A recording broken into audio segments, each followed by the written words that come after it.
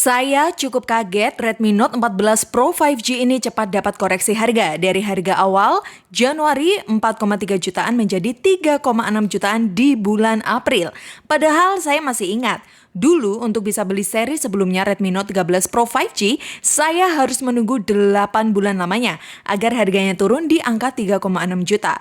Sebagai customer, tentu saya bodoh amat apakah harga turun karena HP ini kurang laku atau cuma bagian marketing. Yang penting cowok mah suka dengan namanya banting harga, ya kan? Apalagi si Redmi ini sudah dapatkan update Android 15 HyperOS 2.0. Tentu saya harapkan kekurangan dari HyperOS sebelumnya bisa dikondisikan. Nah, pertanyaan terpenting apakah di HyperOS 2.0 ada perbaikan atau malah kebalikannya? Ini ceritaku tentang kelebihan dan kekurangan Redmi Note 14 Pro 5G 2 bulan 14 hari kemudian. Ya guys, untuk link pembelian resmi Redmi Note 14 Pro 5G sudah kami sediakan di YouTube Shopping dan di deskripsi. Untuk harga memang bisa berubah-ubah, baik varian RAM 8/256GB atau 12/512GB. Jika dirasa harga pas sesuai kantong, langsung check out aja, unitnya dijamin aman dan original. Mungkin bagi saya yang kurang original pada bagian desain HP ini sih guys, desain Redmi Note 14 Pro 5G ini memang agak keluar pakem. Biasanya seri Note Pro 5G itu selalu mengedepankan gaya original khas Redmi yang punya desain tegas, elegan, dan maskulin. Seperti halnya Redmi Note 13 Pro 5G.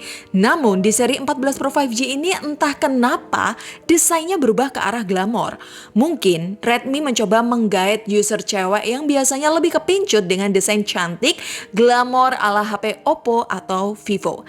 Tapi sebagai cewek, saya malah nggak tergoda sih. Justru malah kurang suka. Karena itu di dalam keseharian pakai HP ini, saya malah lebih pede pakai casing daripada menenteng HP ini tanpa casing. Terlebih, casing bawaannya ini punya kualitas yang bagus, tebal, kasat, nggak licin, dan warnanya tidak mudah buluk. Untuk kualitas screen protectornya juga tidak busuk saudara, walaupun hanya sebatas plastik tipis, setidaknya plastik ini tidak mudah sobek. Karena jika saya bandingkan dengan screen protector yang menempel di Infinix Note 50s 5G dan Tecno 40 Common Pro 5G ini ya, pemakaiannya belum sampai 1 bulan, plastiknya udah sobek di Infinix dan Tecno sudah ada indikasi mau mengelupas. Memang sih ini hal receh, tapi detail kecil ini yang membuat saya suka, mengingat ketiga HP ini punya layar curve yang notabene susah sekali untuk dapatkan tempered glass yang pas. Tentu kualitas screen protector Redmi ini perlu kita apresiasi.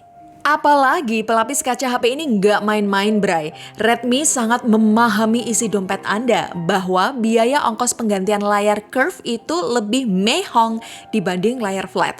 Oleh sebab itu Redmi kasih lapisan kaca ekstra terpercaya lewat Corning Gorilla Glass Victus 2. Portofolio Corning Gorilla Glass Victus 2 ini jangan Anda sangsikan. Lapisan kaca ini diklaim mampu melindungi layar HP dari ketinggian 1 meter jika jatuh pada permukaan beton. Untuk bodi juga bak Samsung, rangkanya terbuat dari komposit aluminium. Inti dayanya diperkuat oleh baja. Redmi Note 14 Pro 5G juga punya bahan penyangga polimer untuk mengurangi efek benturan ketika jatuh tak sengaja di daratan. Kalau jatuh di perairan juga nggak masalah karena HP ini punya lisensi IP68 dan wet touch. Karena itu, untuk menguasai elemen pengendalian air, Redmi sengaja hilangkan titik terlemah dari anti air yaitu lubang jack audio. So, bagi penggemar jack audio jangan protes. Anda harus move on. TWS udah murah. Era lilitan kabel itu sudah berakhir. Sekarang era HP yang tahan terhadap lingkungan ekstrim. Dan terbukti di device kami walaupun HP ini pernah terjatuh dan pernah nyemplung di wastafel, mesinnya masih aman bro. Sehat walafiat. Body frame plastik dan vegan leathernya belum ada yang lecet, masih mulus 100%. Cuma perlu diingat kawan, kelebihan fitur debus ini bukan untuk dicoba di rumah loh ya. Yang perlu Anda coba di rumah cukup fitur abaikan sentuhan tidak sengaja aja. Karena faktanya lewat fitur ini saya jarang alami accident touch, mengingat layar HP ini punya sisi negatif, rawan terhadap sentuhan tidak sengaja karena pakai layar jenis curve. Positifnya layar curve tentu ada juga. Selain terlihat mewah di tongkrongan, view angle-nya juga terasa lebih luas. Buat nonton movie apalagi. Anda mau nonton sambil tiduran atau sambil nungging pun, kejernihan layar AMOLED beresolusi 1,5K ini masih amazing. Tingkat kecerahannya juga king di kelasnya, bisa ke 3000 nits. Sebenarnya sih saya suka dengan resolusi 1,5K-nya. Visualnya memang tajam, memanjakan mata, dibekali Dolby Vision, HDR10+, refresh rate 120Hz, pilihan skema warnanya juga lengkap. Haptic feedback-nya juga mantap. But, menurut saya pribadi, resolusi 1,5K ini terlalu berlebihan pada layar HP berdiagonal 6,67 inch. Efeknya ke baterai lumayan terkuras. Nah, taruhlah Redmi Note 14 Pro 5G baterainya ikut versi India yang 5500 mAh, layar 1,5K tadi tak jadi soal. Sayangnya, di versi Indonesia kita malah kebagian versi baterai 5110 mAh. Cukup julid sih ya, karena kemampuan baterai 5110 mAh di HP ini memang tidak bisa dibilang irit. Boros banget juga enggak. Setelah saya update ke HyperOS 2.0 juga tidak ada perubahan berarti. Konsumsi baterainya hampir mirip dengan versi 1. Buat kebutuhan harian ala saya dengan sekali game pakai data only, SOT-nya bisa ke 7 jam. Jika pakai data plus WiFi, SOT bisa ke 8 jam. Jika dibuat game agak intens, SOT ke 6 jam. Dan buat full game jelas merosot ke SOT 5 jam. Kalau untuk kecepatan charging 45 wattnya menurut saya sudah cukup lah ya. Perubahan paling kentara adalah animasi chargingnya yang kini dibuat lebih elegan pada HyperOS 2.0. Selebihnya hampir sama, konsep opsi pengisian daya tetap tidak ada pilihan bypass charging. Adanya opsi pengisian daya standar dan dipercepat. Jika kita nyalakan mode dipercepat, isi daya dari 7% ke 30% bisa dipercepat di waktu 15 menit. Untuk ke 50% butuh 30 menit dan ke 100% butuh 50 menit. Di menu baterai juga bisa kita temui informasi baterai health, opsi perlindungan baterai 80%, dan pilihan perlindungan pengisian daya cerdas untuk menjaga kesehatan baterainya. Dan untuk menjaga kesehatan telinga Anda, Redmi juga kasih dual speaker dengan kualitas cukup baik. Dijamin telinga Anda nggak akan sakit mendengarkan dentuman suaranya. Bassnya memang minim terdengar jika tanpa TWS, namun selebihnya baik treble, voice, dan power sudah mantap di kelas 3 jutaan. Nilai dari saya 8/10 lah. Coba dengerin. Next, kita bahas performanya guys. Berhubung performa juga berkaitan dengan memori internal dan berhubung pula HP ini tidak punya slot memori eksternal, sepertinya Anda wajib bijaksana dalam mengelola file di dalamnya. Salah satunya matikan RAM tambahannya aja karena tidak berguna. Terlebih HP ini diproyeksikan sebagai HP jangka panjang. Redmi Note 14 Pro 5G ini dijanjikan dapat 3 kali update Android mulai dari 13 ke Android 17, 4 tahun security patch, dan 15 bulan masa garansi. Mungkin dalam 2 tahun pemakaian, memori internal Anda akan mulai sesak. Untungnya untuk iklan di HyperOS 2.0 ini kami jarang temui. Hampir tidak ada. Misal ada pun sebenarnya nggak ganggu juga sih, asal Anda tidak pakai aplikasi bawaannya. Untuk pemilihan chipset MediaTek 7300 Ultra di seri ini juga tidak mengganggu, justru membantu. Bagi Anda tim Snapdragon harus lebih move on, kini chipset MediaTek sudah banyak improvement, sudah lebih bagus terutama di HP mid-range. Yang terpenting lagi setelah update HyperOS 2.0.4, suhu HP ini makin stabil guys dibanding HyperOS versi 1. Jujur Li, selama 2 bulan pakai HP ini saya belum pernah alami HP ini restart sendiri atau force close. Tapi lagi-lagi ya, bukan Redmi namanya jika tanpa bugs. Setelah update HyperOS 2.0, pengalaman aneh akhirnya dimulai. Pernah kami coba rekam video sembari nyalakan fitur perekam layar. Icon perekam layar di control centernya ini tidak bisa disentuh. Padahal suhu HP terasa tidak terlalu panas. Kita klik fitur lain misal NFC atau penghemat baterai, anehnya masih bisa respon. Cuma fitur perekam layar ini aja yang ngadet. Akhirnya ya udahlah ya, kita mulai ulang lagi. Baru fitur perekaman layar ini bisa berjalan. Nah, pertanyaannya, apakah itu termasuk touch delay? Entahlah ya, tapi saya rasa sih bukan, karena fitur lain masih bisa kami klik. Mungkin sistemnya aja yang agak lola waktu itu. Karena secara spek, HP ini cukup mumpuni untuk kerja intens. Untuk main game kompetitif juga masih sanggup. Redmi Note 14 Pro 5G ini punya touch sampling rate 250 Hz dan gyro hardware. Untuk main ML di settingan terbaru rata kanan di ruangan non-AC, FPS rata-rata bisa didapatkan di 86 FPS. HP ini juga punya kemampuan rekam layar yang resolusinya mencapai 1,5K. Jika kita aplikasikan sambil main game di ruangan ber-AC, rata-rata FPS-nya masih tergolong lumayan di 67 FPS. Untuk main PUBG bisa ke grafik smooth extreme. Gyroscope selama kami coba tidak ada delay. Rata-rata bisa ke 58 FPS. Untuk main game berat semisal Genshin Impact di settingan grafik lowest 60 FPS bisa dapatkan rata-rata 49 FPS. Dan untuk main WoWA di settingan low 60 FPS bisa dapatkan 39 FPS. Overall untuk game menurut saya performa Redmi Note 14 Pro 5G ini lebih bagus daripada seri Note 13 Pro 5G terdahulu. Oke saudara, kita bahas hal terpenting yaitu kamera. Redmi Note 14 Pro 5G punya resolusi kamera berbeda dengan versi India. Sebagai kompensasi downgrade baterai, Redmi Indonesia memberikan resolusi kamera utama sebesar 200 megapiksel f1.7 sensor dari Samsung with OIS. Mirip dengan resolusi versi Note 13 Pro 5G untuk lensa kedua, 8 megapiksel f2.2 ultra wide. Ketiga, 2 megapiksel makro f2.2 dan untuk selfie 20 megapiksel f2.2.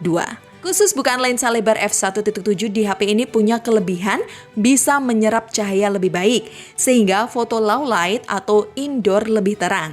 Tapi efek negatifnya ketika kita mau foto close up, kameranya mudah masuk ke mode potret. Padahal maksud hati kita tidak ingin ambil foto potret.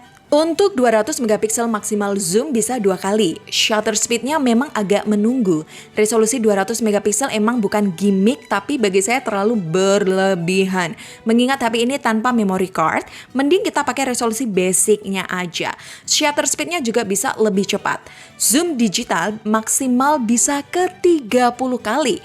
Paling disarankan di 4 kali zoom aja ya. Untuk hasil foto di outdoor di skenario cahaya proper, warna backgroundnya itu terpop up. Warna kulit bisa akurat dengan shadow yang tepat. Di zoom 4 kali, detail juga masih bagus. Berbeda dengan skenario cahaya keras, tekstur kulit sudah halus, warnanya agak keabu-abuan, kurang begitu baik. Kelemahan lain, jika objek ada gerakan, hasil fotonya sering blur. Cara akalinya nyalain aja pemotretan dinamis, di situ kita bisa ambil foto gerakan yang dianggap minim blur. Nah, selepas skenario itu, kamera Redmi Note 14 Pro 5G sudah bisa diandalkan. Mau foto indoor, foto potret indoor, foto pemandangan, foto binatang, foto malam hari, HP ini masih ready. Untuk kamera ultra wide juga masih oke. Sudutnya tidak terlalu lebar di 15 mm. Detail agak berkurang, tapi masih bagus dibuat foto pemandangan, grup di outdoor, di malam hari. Kita juga bisa nyalakan mode malam. Dengan hasil yang lumayan bagus pula, asal cahaya lampu masih banyak. Begitupun juga selfie-nya, detailnya masih dapat, bisa buat ambil foto potret, di kondisi cahaya redup juga masih cukup oke. Nah, beda lagi dengan videonya. Di HyperOS 2.0 ini, Redmi masih belum adjust tone warnanya. Jika Anda record video pada suasana lingkungan objek yang kayak warna, mungkin Anda kurang ngeh. Warnanya masih terlihat normal. Video belakangnya bisa rekam up to 4K 30 fps, Full HD 60 fps, dan Full HD 30 fps. Untuk kedutan tidak terlalu parah seperti versi Note 13 Pro 5G. Sedikit tersendat aja ketika kita swing perlahan. Selebihnya stabilisasi masih terbilang anteng. Cuma kalau dibawa di area lapangan yang minim warna baru terlihat. Pewarnaan video Redmi ini kayak filter IG estetik. Warnanya kayak kurang keluar. Bagus bagi Anda yang suka, tapi bagi saya kurang otentik. Saat record video, kita juga tidak bisa berganti lensa dari wide ke ultra wide atau dari video front ke back dengan resolusi apapun. Mungkin jika kita mulai record dari video ultra wide, Anda bisa memanfaatkan zoom satu kali seperti halnya lensa wide. Cuma ya kualitas lensa 8 megapiksel, jadi kurang begitu detail. Oke, tes video dari Redmi Note 14 Pro 5G di resolusi Full HD 60 fps ya di video selfie-nya nih guys. Kita coba tes di skenario malam hari ya. Secara tekstur ya wajah saya ya memang agak kurang detail ya, sudah mulai memudar ya. Tapi dari segi background nuansa malam juga masih terlihat dan juga terang guys nih guys. Dan ini saya record di keramaian ya. Teman-teman bisa komen apakah kualitas dari detail suara saya bisa diserap oleh dual mikrofonnya guys. Kalau untuk dual video sembari record, kita bisa berganti preview. Khusus back video, preview bisa stabil. Kalau di preview video selfie kurang stabil. Dan untuk video malam hari, kelemahannya pada video ultra wide aja. Warnanya agak pudar. Kalau kita pakai lensa utama dengan segala resolusi masih bagus sih ya, berkat bukaan lensa yang lebar. Jitter minim terjadi jika cahaya lampu masih terang. Positifnya, noise-nya minim terlihat. So guys, dari keluh kesah tentu ada yang saya suka. Di HyperOS 2.0 pada Redmi Note 14 Pro 5G ini memang cukup minim fitur AI. Kita cuma dikasih fitur AI yang penting-penting aja. Contoh, di menu setelan tambahan kita bisa temui fitur subtitle AI yang berguna untuk menerjemahkan bahasa secara live. Khususnya bagi Anda yang kerjaannya berkaitan dengan Zoom meeting lewat aplikasi Zoom, kita juga bisa berganti background pakai HP ini. Untuk circle to search tentu ada. Untuk editing galeri AI kita juga bisa. Tingkatkan kualitas HD, lebarkan objek, hapus objek, hilangkan pantulan, dan rubah warna langit. Ada pula kemudahan membuat stiker dengan menahan foto subjek dan film AI. Tapi untuk personalisasi, seri ini tidak kebagian dynamic wallpaper. Jadi hanya mampu blur wallpaper serta dapatkan gambar lock screen terbaru saja. Dan untuk fitur pendukung lain ada in-display fingerprint yang animasinya kini lebih sederhana. Jika tidak mau dibilang jelek. Ada cek kesehatan jantung, ada NFC, ada IR blaster, ada bola pintasan, ada ruang kedua, ada aplikasi ganda, ada OTG, ada pula pilihan widget yang lebih menarik. Dan untuk fitur killer di kelasnya, tentu keberadaan eSIM perlu Anda perhitungkan. Walaupun saya nggak pernah pakai sih ya. Soalnya aneh juga, kalau kita pakai eSIM, slot SIM keduanya tidak berfungsi. Kan jatuhnya sama aja kayak dual SIM. Ya mending pakai dual SIM fisik dong. Cuma kalau Anda butuh eSIM ya go ahead aja.